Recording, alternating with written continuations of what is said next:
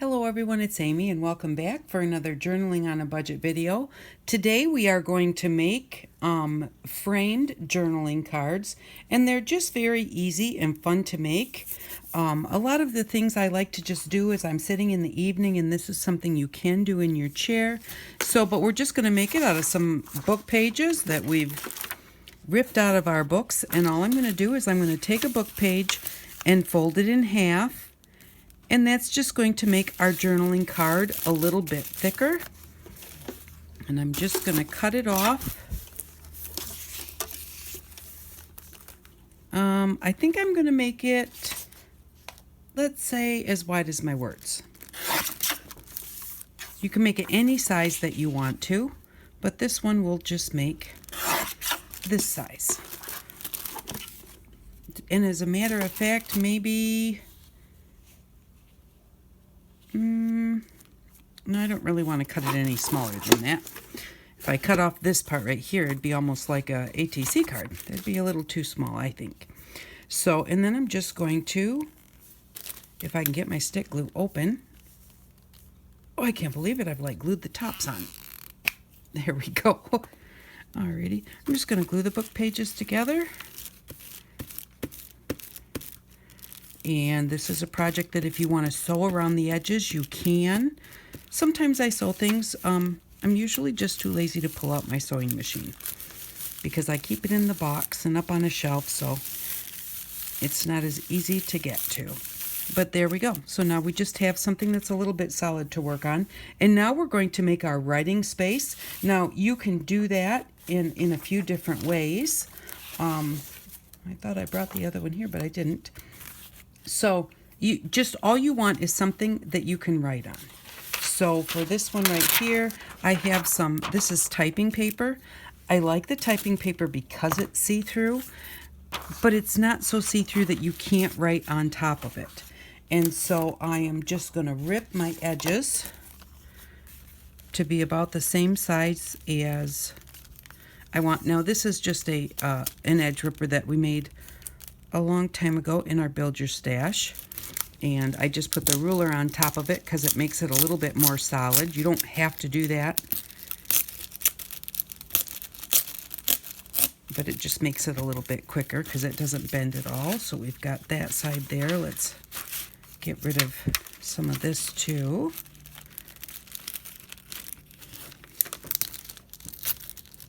And I'm just kind of trying to do a piece that's definitely big enough for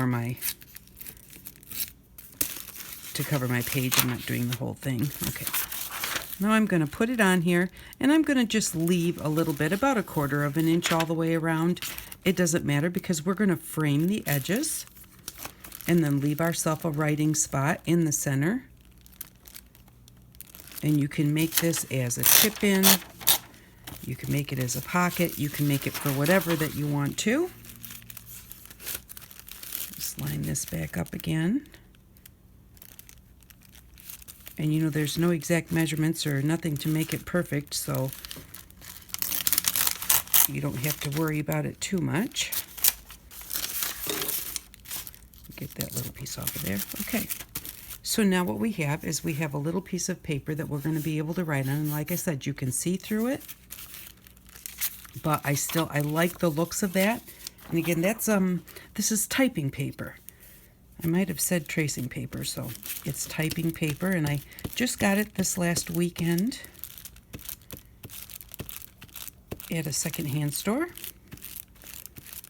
And so I thought, well, let's check that out and see what it's all about. I haven't typed in years.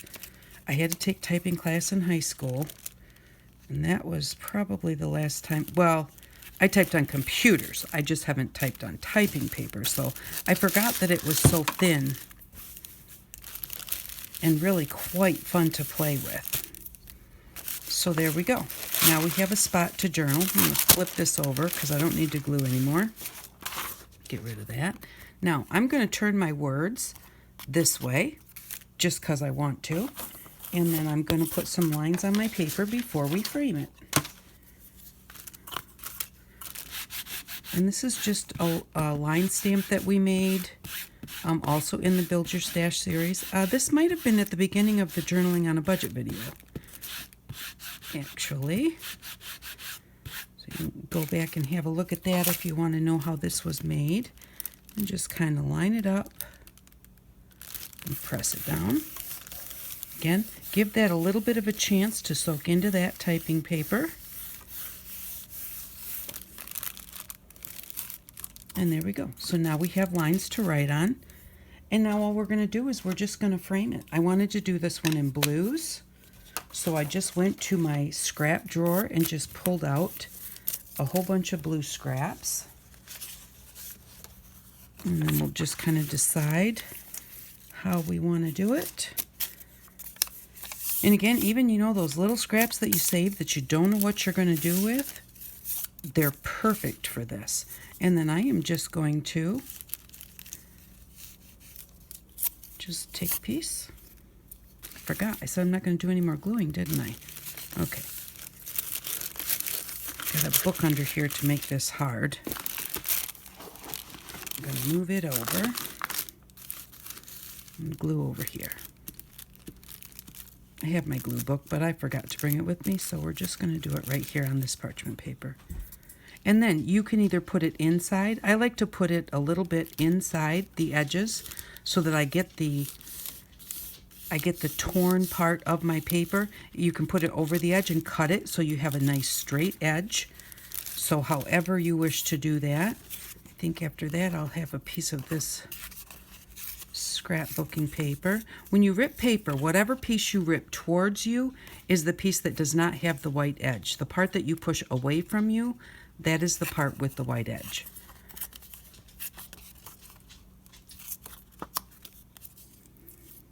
So if you don't want the white edge on it, just make sure that the part you're keeping you pull towards you, and the part you're getting rid of you push away from you. It's got little flowers on it. I'm going to put them, this is our top, so I'm going to put them there so they're right side up.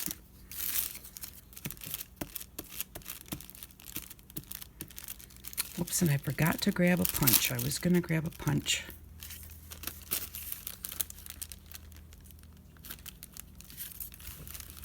And just put that on there. And they don't have to be the same size or the same colors. It all depends, you know, you can do it very eclectic, do a little bit of everything as far as your colors go, or if you're making it for a specific journal, you can go ahead and, you know, choose your colors. In this case, I am making this, I think, for a journal that I'm doing in blue. Excuse me. And this one says Travel and Bon Voyage on it, and I want to rip it so that I can get the voyage on there, because, and it says trip, because this is going in something that will be for travel, so that'll be cool to have that on there. So there, it says voyage and it says trip.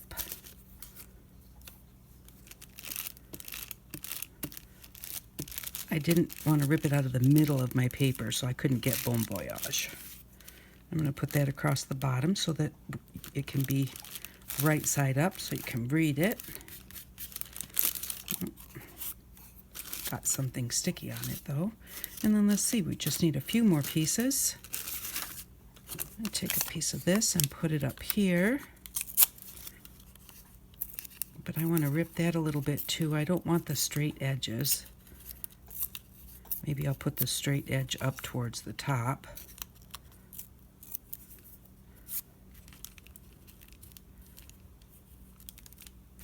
Yeah, that won't bother me too much, so long as the inside is ripped.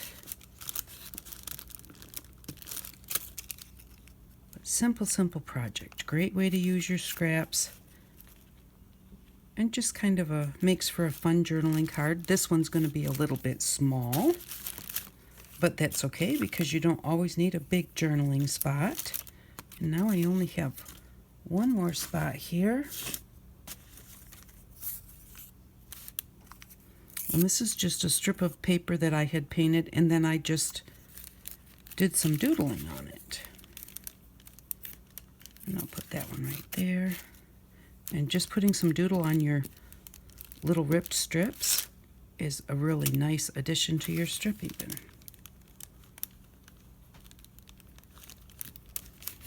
Put that one right there. And then just kind of decide if there's anything else that you might want. This up here is a little bit almost like too light for me, but I don't like that. Maybe a little piece of this.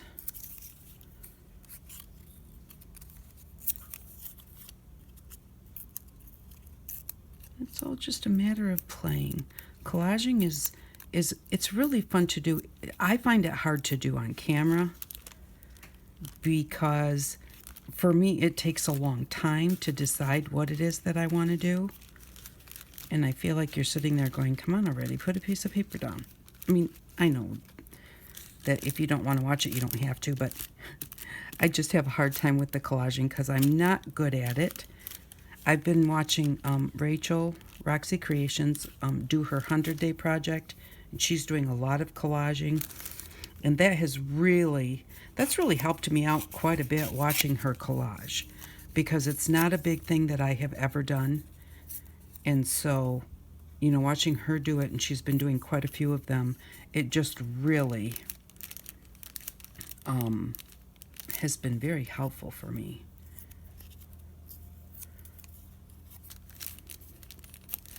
I need to cover up that little space right there.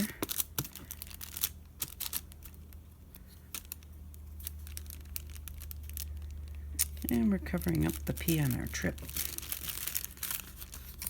And then what you do is just like punch out some butterflies or some hearts or something to go on there, or cut out some flowers and put those around. If you want to round your edges, you can do that.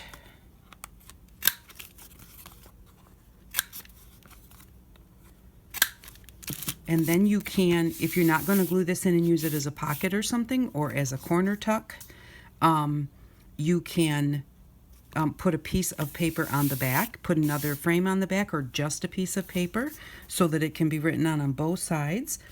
This one, I forgot to put my lines on it, and this is one that I've already done. And I forgot to put the lines on it, so all I did was I just took my ruler and I held it on there like this, and then I took my sponge, which I didn't bring one because I didn't need it. I took the sponge for my distress ink, and I just I use a makeup sponge, so I just took the edge of that sponge and just ran it along my ruler, and just went ahead and just kept doing that all the way down so that I got lines on there that could be written on. So, and another fun way to do it would be to use like this green graph paper, and just rip that and put it on so that these lines are in the middle, and then collage your frame around it, and then you already have your writing lines. You don't even have to put those on there. So I'm going to quick grab my butterfly punch, and I'll be right back. Okay, I'm back. I put a little bit of blue distress ink around the edges because, you know, just it isn't finished without the distress ink. I grabbed out some pretty blue sparkly paper and some light blue, kind of turquoisey color with some pink. And I'm just going to punch out a few butterflies. And then we'll do a few out of here too. Ooh, the punch doesn't like this paper. They went all over the floor. I think I'll turn it over. There we go. Okay, that's more than enough butterflies. And then just go around and say, you know, maybe where a couple of the papers come together, or maybe just in a corner. Maybe put the little ones by the big ones.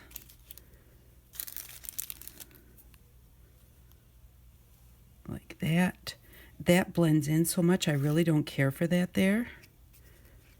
So I'm going to try putting it over here. That can be seen better. Put a little one there and a little one there. And we'll put this pink one over here. This one's really light blue. Don't like that at all. Maybe put just a little one here. Yeah, and if you distress around the edges of these, that also will really make a difference. They'll stand out even more against the background that's kind of close. Yeah, because that's just blending in. It's just blending in too much for me. I think I'm going to do it like that.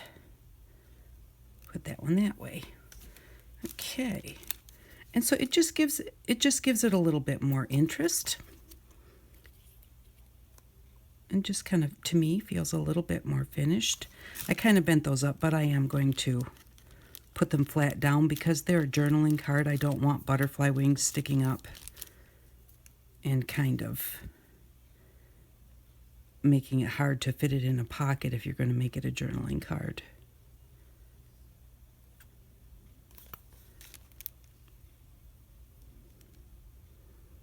And wipe that glue off there. And just kind of stagger these each one going just the opposite way. Kind of looks like they're all flying in a line, like geese. So, and do you know why geese, when you look at a V of geese, why one side is longer than the other? My husband told me this. I never knew that. It's because there's more on one side than there is on the other. It's just a joke. I thought he was serious when he asked me that. I'm like, I don't know why. Because there's more on one side than the other, silly. There we go. And we will put this little pink one over here, although I thought I had my sponge here for this. But I don't, so I'm just going to kind of rub it on here a little bit. At least get some of the edges blue.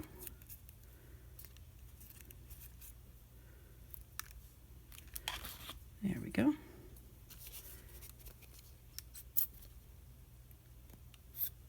And of course, you know, if you're doing this, you're going to take more time. I'm not super happy with the background. I'll probably at some point go in and maybe add something or change something. It feels like it does need something else. But like I said, it's just so hard for me to just kind of get it all figured out quickly. It seems like it needs a little bit more. I wonder if I put just a little strip of this on there. That might at least help somewhat. But do I want to cut it or rip it? I'm just looking at the glitter paper. Yeah, it needs something. One layer is not enough. It needs a few things layered here and there. It doesn't have to be everywhere, but in some places you need more than one layer to get that depth.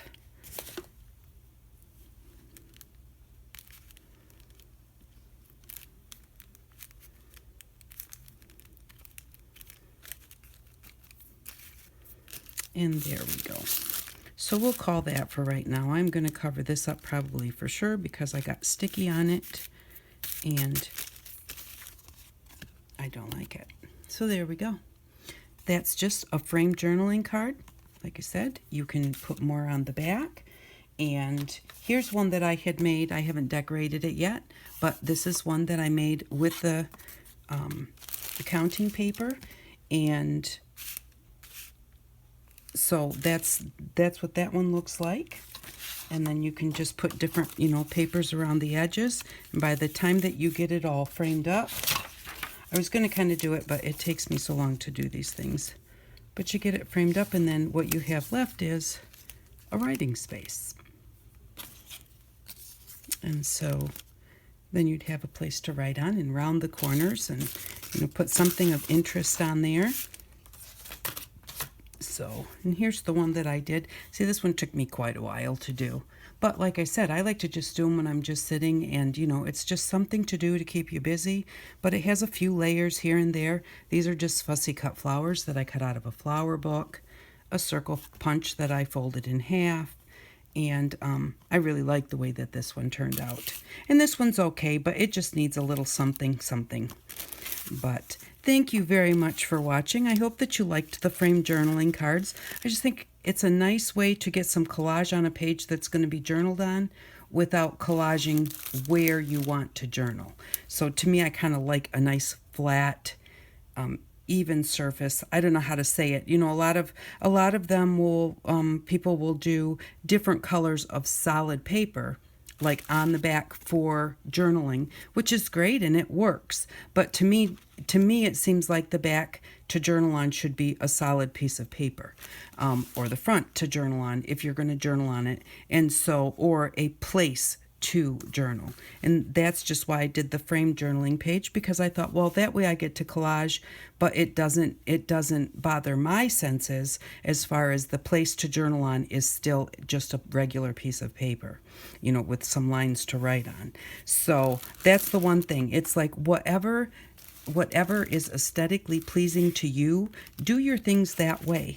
You don't have to do them the way that others do them, even though it really looks nice on their things. But if it's hard for you to handle doing it that way, don't do it that way. Why force yourself to do something that you don't enjoy? Do it however you enjoy it, and that's what's going to be the best for you. So I hope that you enjoy these, and if you make some, I hope you have a good time. Thank you very much for stopping by to watch, and I hope that you all have an outstanding day. Bye-bye.